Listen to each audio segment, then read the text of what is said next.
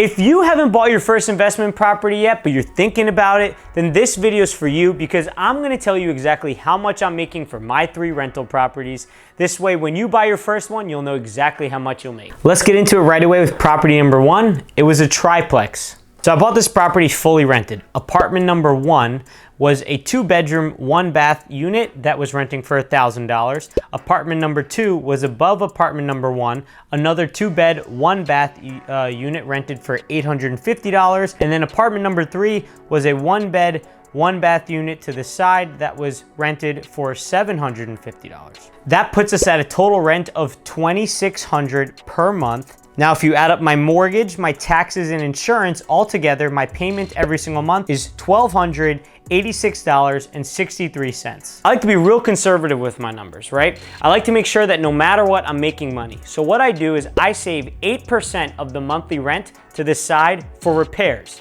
5% for vacancy, 8% for capital expenditures. On top of that, I had to pay $65 per month on average for a water and sewer bill, $15 a month on average for the electric meter that takes care of all the common areas in the triplex. After taking all those expenses out, I'm making $505 per month in monthly cash flow, and that's a 9.9% return on investment. Fast forward to today, a few things have changed since we first bought it. Last month, we spent about $6,500 of improvements into the property in order to make it rent for about $230 more per month overall. And then the other thing that happened was now we rented out the garage. We cleared out the garage and we got a contractor in there. The contractor's renting it out for $100 a month. So at this point in time, our total rents for the entire building is $29.30. Our costs have gone up a little bit too because I didn't know everything when I started out. I forgot to take into consideration lawn service, like mowing the actual lawn.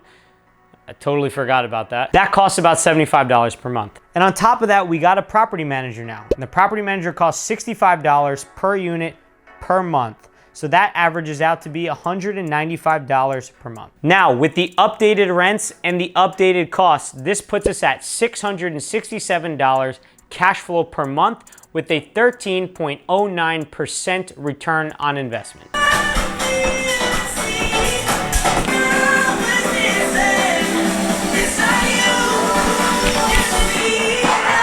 So I did the unthinkable.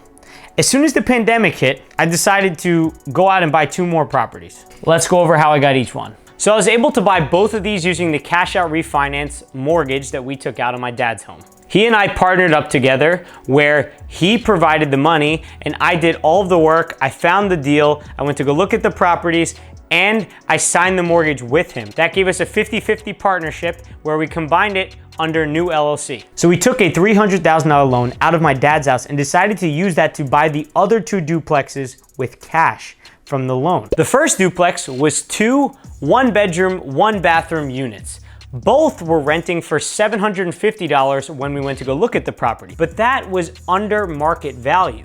So I made an offer on the properties asking for $950 in rent and including a 6-month lease signed in place for the current tenants. We got the offer accepted. Now that the rents are $950 per month in each unit, our rents total at $1,900 for the entire building. Now, since we don't have an actual mortgage on this property, the cash flow calculation is a little different than the first one. So the total payment that the mortgage of my dad's house that we use to fund the 2 properties every single month is $1,342.18.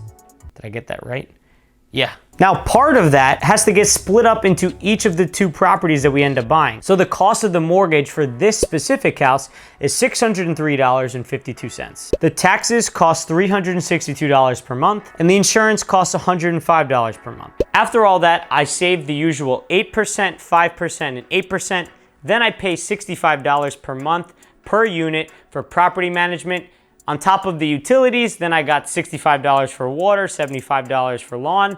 That puts us at $154 in cash flow per month with a 133.66% return on investment. You're probably like, how the hell do you have more than 100% return on investment? Because we didn't use any of our own money to buy this house. We used the money from the bank. The only money we had to pay out of pocket was the closing costs on the house. Now, we still had some cash left over from the cash out refinance, so that's how we bought the third property. This property has a 3-bed, 1-bath downstairs that rents for $12.95 per month, and then upstairs they have a studio that rents for $8.90 per month. This puts us at a total of $21.85 total rent for the entire property. So for the actual loan, we pay $615.82 every single month to pay off the mortgage that we took out on my dad's house. Property taxes on this property is $426, and we pay $98 per month for insurance. Again, we save the usual percentage for repairs, vacancy, utilities, management, all that stuff. That puts our total expenses at $1904. Now this gives us $280 a month in cash flow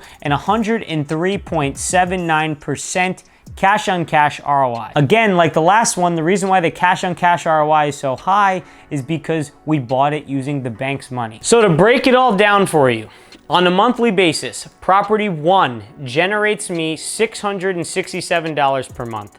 Property 2 generates me $154 per month, and property 3 generates me $280 per month. So if we total that up, that is $1,101 per month in cash flow from all 3 properties. But you gotta remember something. I'm only a 50% owner in all these properties, so my share of the profits is actually only $550.50 every month. That's how much cash flow I'm making from 3 rental properties that I'm a 50% owner on.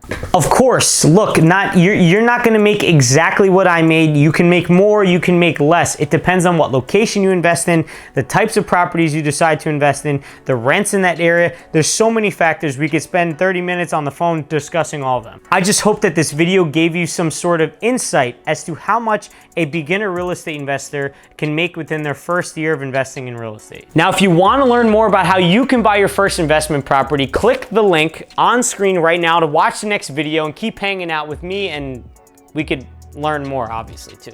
You know, it's somewhere here. Click.